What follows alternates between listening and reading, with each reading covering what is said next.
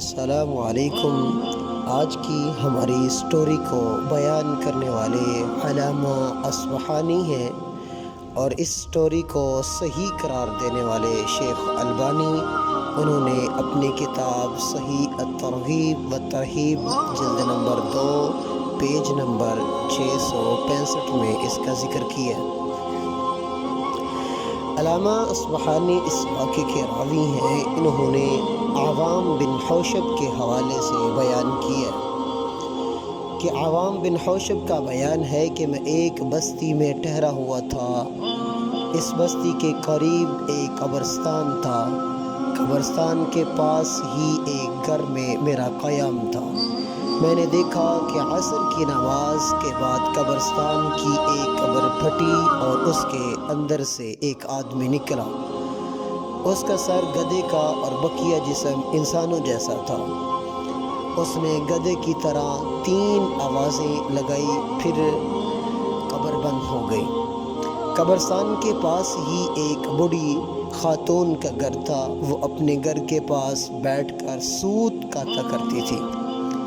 میں نے جب یہ منظر دیکھا تو ڈر گیا۔ میں نے اندر ہی اندر گھبراہٹ محسوس کر رہا تھا۔ میں ابھی اسی سوچ میں تھا کہ ایک عورت نے مجھ سے کہا کہ تم بوڑھی خاتون کو دیکھ رہے ہو جو سوت کاٹ رہی ہے؟ میں نے کہا جی ہاں، میں دیکھ رہا ہوں۔ کیا اس کا اس واقعے سے کوئی تعلق ہے؟ عورت نے بتایا یہ بوڑھی خاتون اس آدمی کی ماں ہے جسے ابھی تم نے قبرستان سے نکل کر گدھے کی طرح 3 آوازیں لگاتے ہوئے دیکھا۔ میں نے پوچھا آخر یہ آدمی ایسا کیوں کرتا ہے؟ عورت نے بتایا یہ آدمی شراب نوشی کا عادی تھا۔ اس کی اٹھک بیٹھک برے لوگوں کے ساتھ تھی۔ جب بھی یہ شراب پیتا اس کی بوڑھی والدہ اسے بنا کرتی، ڈانٹتی اور اسے کہتی کہ بیٹا اللہ کا خوف کرو، اپنی بیٹھک کو درست کرو۔ آخر کب تک تم اسی طرح زندگی گزارتے رہو گے؟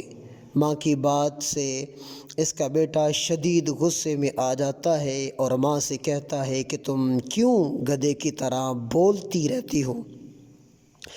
بالآخر ایک دن یہ شخص مر گیا اور جب اسے یہ دفن ہوا ہے، روزانہ عصر کے بعد اس کی قبر کھل جاتی ہے اور اللہ رب العزت نے اس کا اوپر والا حصہ گدھے جیسا بنا دیا ہے۔ کیونکہ ماں کے ساتھ اس طرح کے یہ الفاظ بول رہا تھا، اور جب سے اس کو قبر میں دفن کیا گیا ہے اسی وقت جس وقت اس نے اپنی ماں سے کہا تھا یہ قبر پھٹتی ہے 3 مرتبہ گدھے کی طرح یہ آوازیں چیختا ہے، آوازیں لگاتا ہے، پھر اس پر قبر بند ہو جاتی ہے۔ یہ واقعہ کوئی عام سٹوری نہیں ہے، یہ تقریباً غالباً ہر گھر کا یہ قصہ ہے۔